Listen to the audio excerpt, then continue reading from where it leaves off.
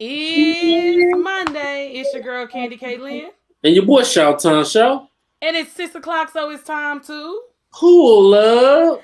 Every Monday here on DFWIRadio.com, we talk Sports, news. hip hop. We don't talk about people, we just. Give you the facts. Mr. Shaw, first of all, is my ponytail crooked?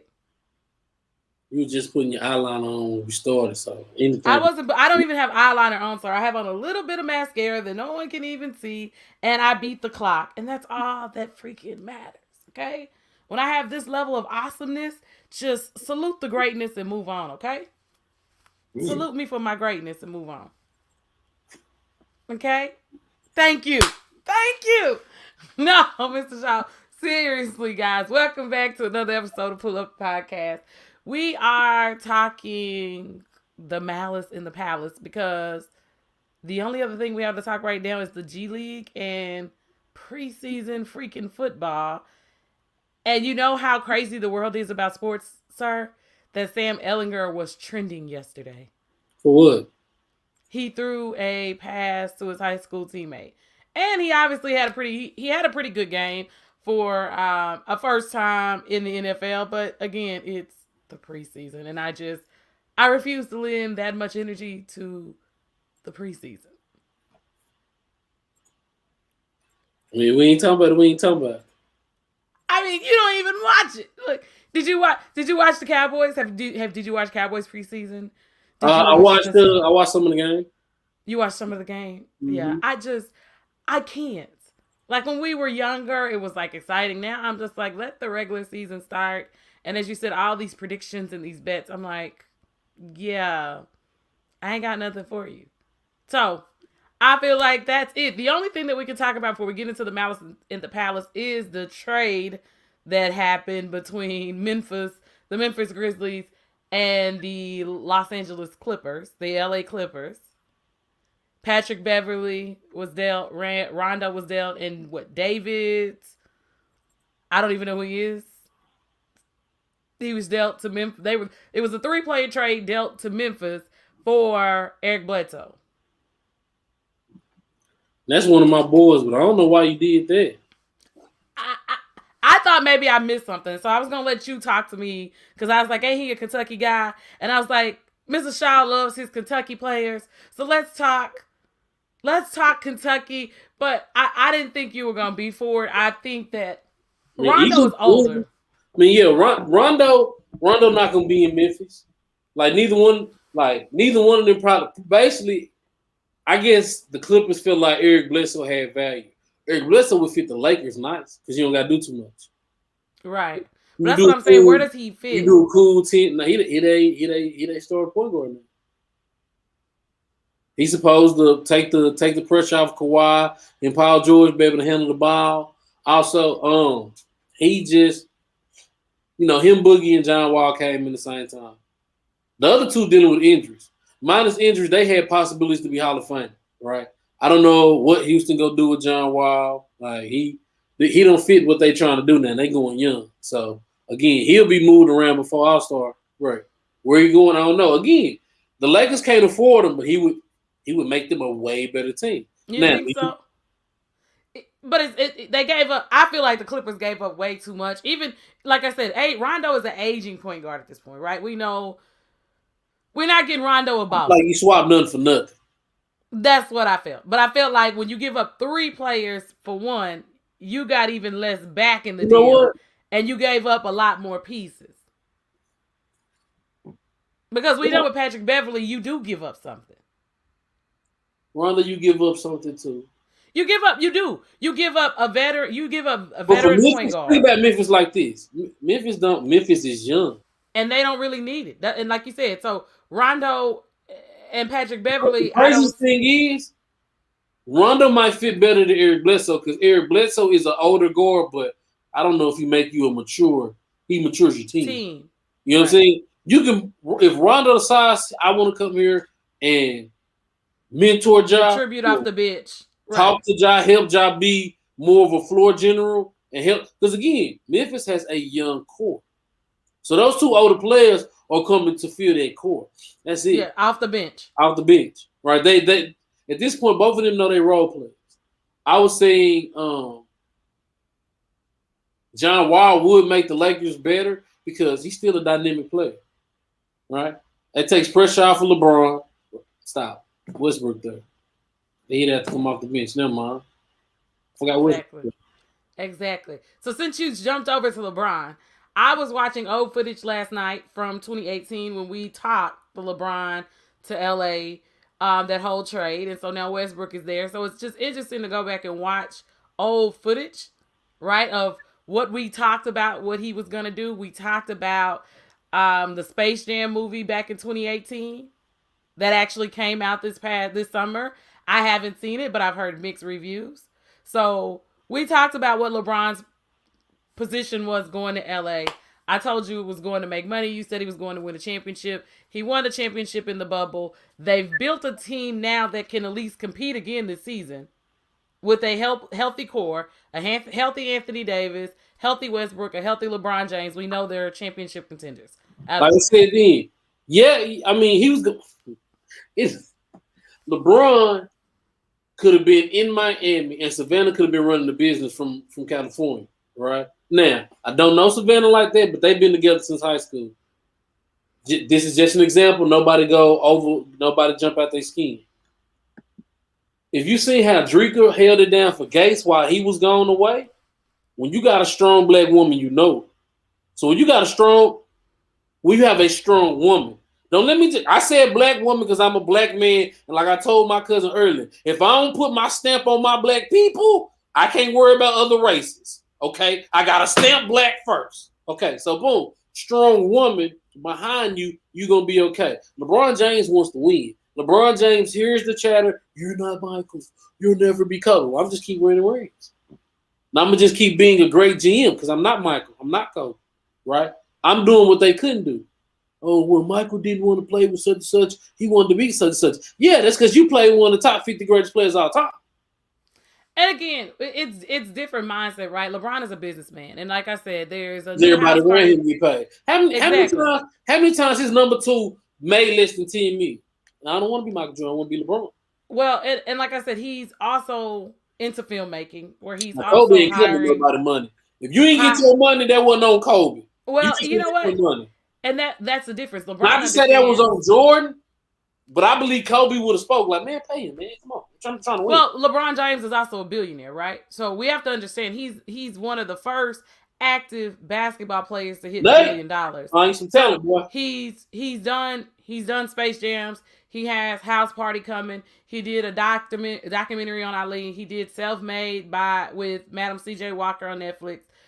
With black directors a lot of times. LeBron believes and understands that him getting paid, he can also get other people paid, because when other people are paid, they're more willing to help you. And we need somebody to win. So that's what we got on that. We're not going to stay on LeBron too long. We're going to go ahead and get to the Malice in the Palace.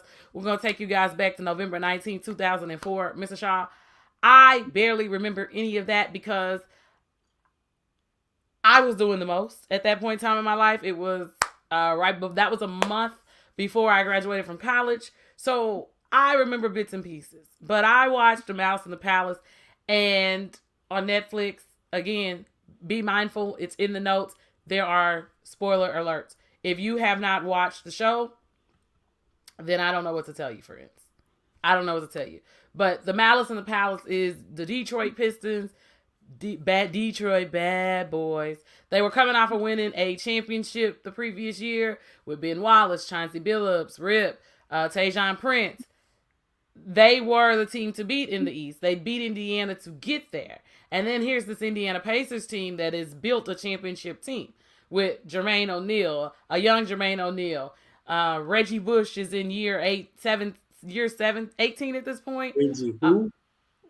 Why did I say Reggie Bush? Reggie Miller. Thank you. All of them running together. They go get Ron Artest. They go get Steven Jackson. This is their year. All we saw was Ron Artest laying on the scores table, right? Let's start there. Okay? Did you watch the documentary? Yes. Did you remember Ron Artest originally laying on the scores table? Yes. What did you originally think the first time that you saw Ron Artest land on the score table? Well, let's be clear. The first time I saw it, I had already heard about it. I woke up. No, I'm laying in my bed. Somebody getting ready to go do dialysis. They say, Junior, come watch this fight.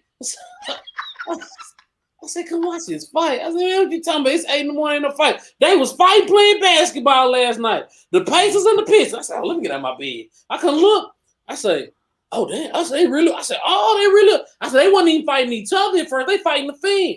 So my first initial reaction was, everybody, if you knew about Ron Artest, you had heard the story about, I think a friend had died from playing when he was younger. A friend had died after they won the game, and something happened. So Ron Artest had seen death in front of him before he got to the NBA. So, he wasn't all the way there.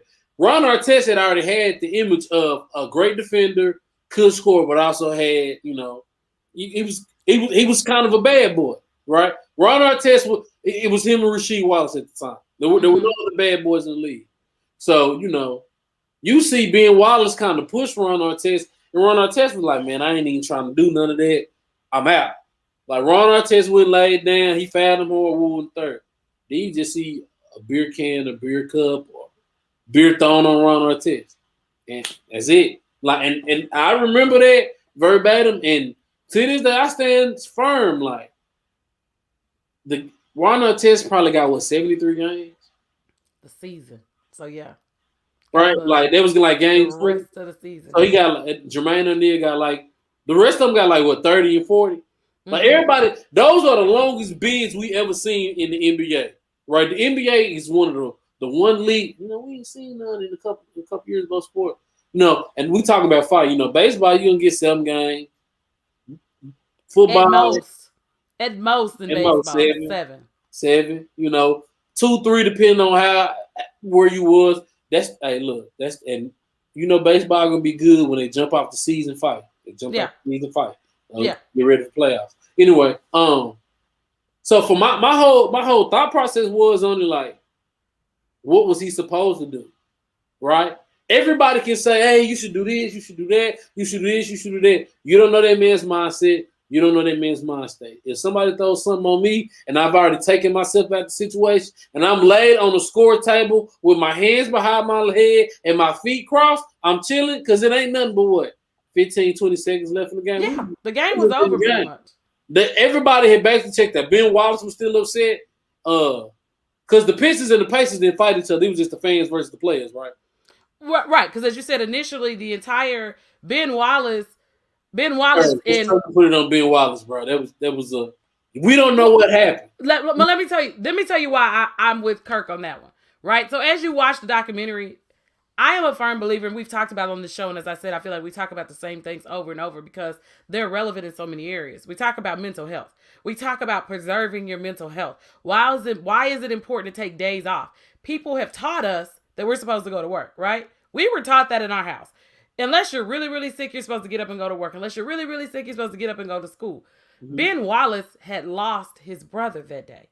So Ben Wallace was with the shits. Like, when you sit down and you watch the documentary, you say to yourself, there are a lot of things that happen here that probably were avoidable. Mm-hmm. When you lose someone, and I've been having this conversation with our sister quite a bit lately, these jobs expect you to perform at the highest level. They're only going to give you so many days for bereavement anyway.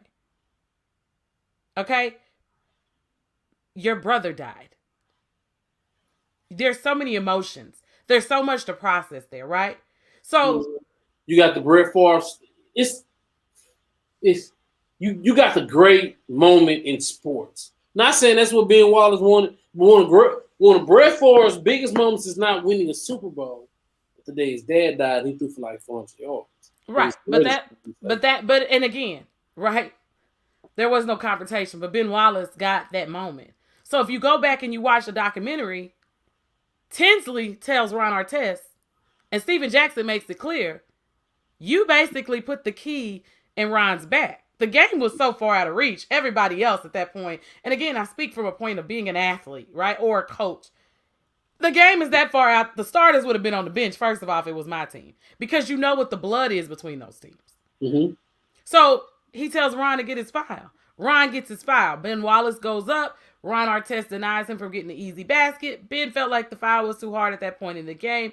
They jaw jack. Ron has been in therapy, right? Because these are things that we don't know at this time because we don't know what players are going through. Ron has already been in therapy. So Ron is taking a time out. That's what they teach you, to go take some time and to think about it, to count. And that's what he's doing. And he says, I know that my teammates are not going to let Ben Wallace go run up on me. So he knew that Jermaine O'Neal wasn't going to allow it. He knew Steven Jackson wasn't going to allow it. You know, Reggie Miller is Reggie Miller. And, you know, like football, clearing the stand, he didn't get time. But Reggie Miller was like getting his teammates because he knew how Steven Jackson, he was protecting Ron because he knew Ron needed that moment of just peace, right? Mm-hmm. So you look at that and you say, okay, Tinsley was an instigator in this. As Kirk says, Ben Wallace starts throwing off his headbands and his armbands at people. The crowd is feeding off of him. And in the process of that, you've got these fans that we've talked about already this season. Mm-hmm. You're a fan. What makes you think that you should throw your $8 beer on a player? How dare you? And I think that's the part that I'm mad that nobody ever talked about. Then, as you said, and I stand with Ron Artest, Steven Jackson, Jermaine O'Neal, now that if someone throws something on me at work, somebody had better protect me. Where was security in that section? And then they talk about the fan that got on the floor that was face-to-face with Ron Artest. You'd had problems with him before. Detroit knew these fans would get out of control. They knew the fans would drink too much and they would taunt and, you know, even in the stands. Mm-hmm. So when we're moving people out of the way, right, they go in the stands and there's another beer thrown. And the guy that originally throws the beer actually puts his hand on Ron Artest. Ron went after the wrong guy. You know, but at the same time, the guy that grabbed him, that, you know, even in my opinion, in the documentary, I felt like he was just like proud about what he did. Like, it was, Wallace? Huh? Talking about Ben Wallace? No, the fan that initially threw the beer. He had on the blue jersey. So if you go back and watch it, he grabs Ron Artest. So like the videos in the documentary show video from the stadium, from the Palace. Thanks. They show those videos, not just the videos from the media entity that was filming the game that day. Let me say it like that. Right? So we have a situation of a lot of this was avoidable. You threw multiple beers. This was a Ben Wallace may have incited, but this was a bunch of fans, in my opinion, who should be barred from ever attending sporting events in this country because you think it's okay. And at the end, like, right, we never saw that. As they're going in, they're throwing stuff still. Reggie Miller's on the left side of Ron Artest trying to get him inside. Steven Jackson is like, come on, bring it on. You know, as he's walking in, they're still throwing stuff. Jermaine O'Neal is he misses, like he connected at the lower end of the jaw, but he really missed. Talking about the sliding punch. Yes, the sliding punch. But when he's going in, you can see the beer being poured in his head. Right? How do we allow fans to act like this? How is that a part of the game? In general. Customers in general. Say that again. Customers in general. Like people, since I worked in retail, fast food, the service industry, I already do the same thing. The difference is that you're selling clothes, you're selling food. People want to be mad at you when you don't have something. Like you go back to look for a shirt. This is the thing. Shoe stores, don't nobody really got to go back there and look. They can scan the shoe. It's going to tell them they got it in stock. If they scan the shoe and they say they don't got it in stock, there's no point to tell them or go back there and look. Sir, he just scanned the shoe. If it's back there in stock, it ain't the right one. Okay? It says we ain't got none. You want to read the machine? Can I get stuff for his toes, man? We don't carry stuff for his toes no more. Why not? Maybe you think I call out there? You think I say, hey, yeah, stop selling that stuff for his toes? I don't want to sell it. You think that's what I did? Stop. All right? So, now, what I tried to tell the people who I used to work for, right? Aaron Rodgers came out a week later and said it and called out his folks. What everybody needs to be realistic of, y'all don't be doing stuff right. You are a fan. You are a customer. Just because you feel some type of way, don't mean we need to hear how you feel. Don't mean you get to react on that. That is not how life works. You are a fan or a customer. The one thing I can say that the NBA is trying to do, putting fans out, banning them for life. Everybody needs that. And they should be banned from every stadium. They shouldn't be able to go to hockey. They shouldn't be able to go to baseball. And the difference is riots. exactly. So remember, hockey is separated, right? So you can't get to the hockey players. You've got to throw up and over to get on the floor, right? Baseball, everybody deserves to be fired if you get. But if you get somebody in hockey, you deserve to be fired. Right? And then in baseball, unless you. If you jump on the field, you jump on the field, fam. You're jumping on the field. So basketball, we know that we have fans because LeBron has had the issue. We have fans basically sitting on the floor in basketball. They're extremely close. And the scores table is actually a few rows back. So you know that, to me, it was like you thought about this. Mm-hmm. This wasn't the first time that you thought about this. For every fan that we saw throwing stuff, because guess what? This is real life. We're people. Mm-hmm.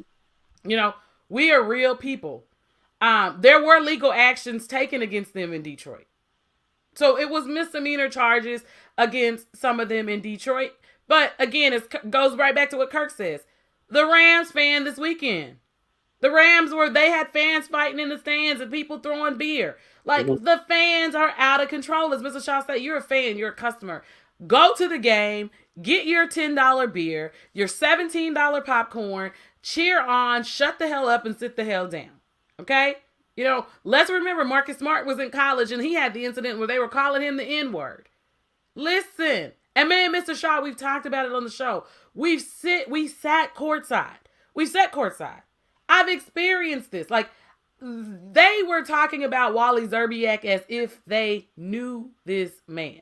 Like, talking about this man like a dog. And oh, by the way, we were courtside. He heard them. Like, he heard it. It wasn't just one person. It was multiple people. You can say what you want to say, but when you're that close, how much of this are we supposed to endure? Oh, because I'm a player, somebody's supposed to be able to throw something at me at work. If you go to your job, you've had this about your job, right? Where I told you should have got them then.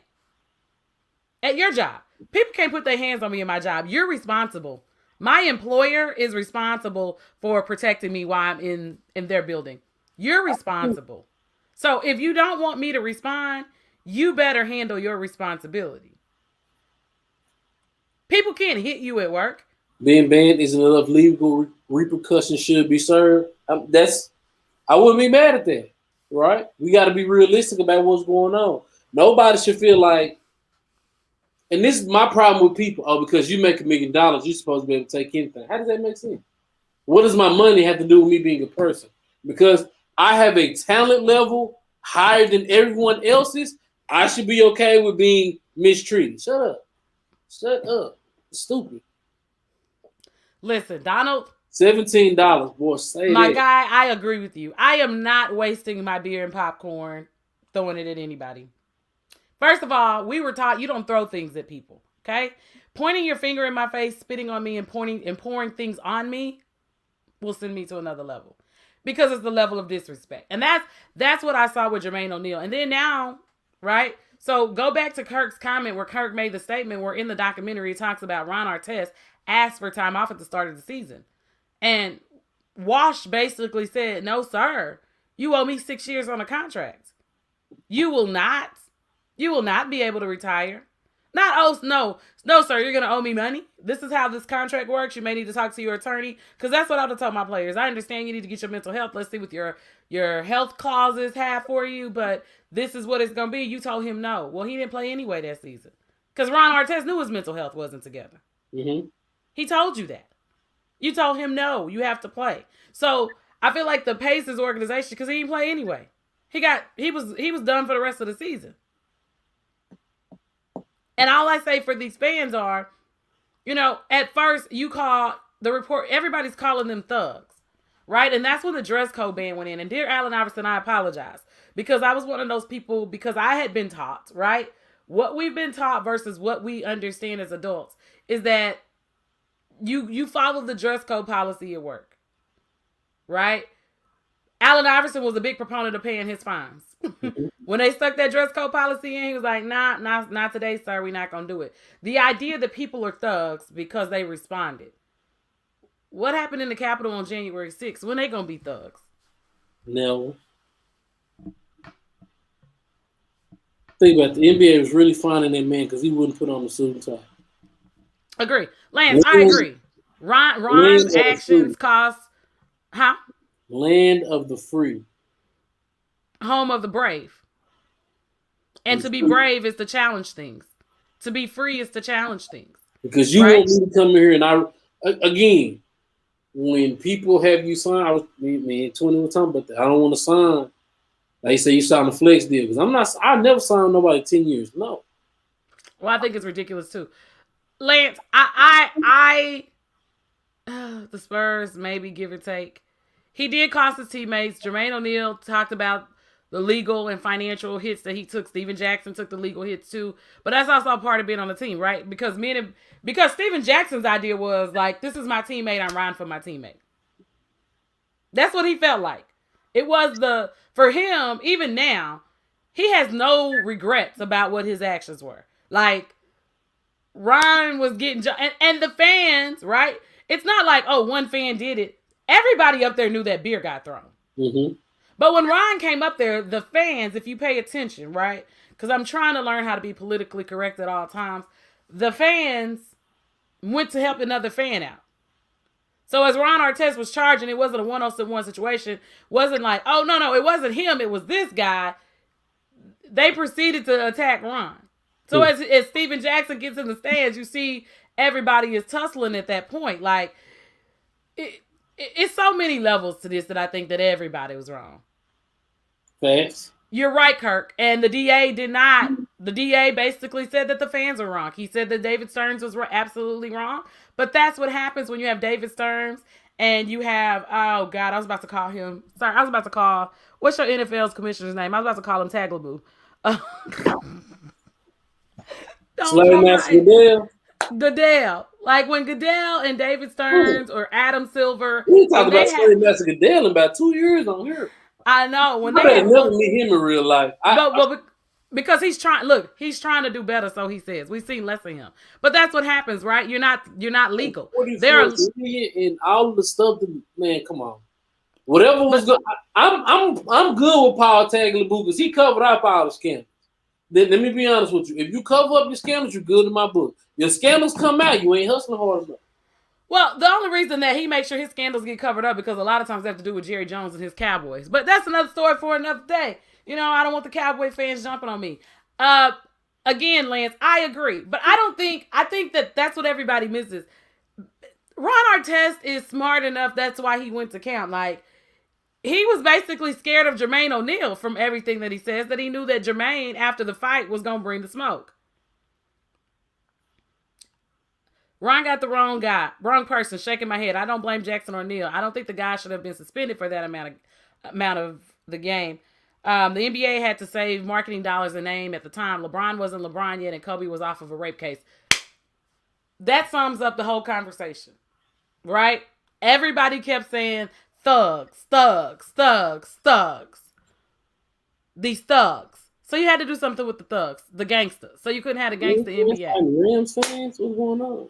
So, you know, I agree. It was a to save 1 minute.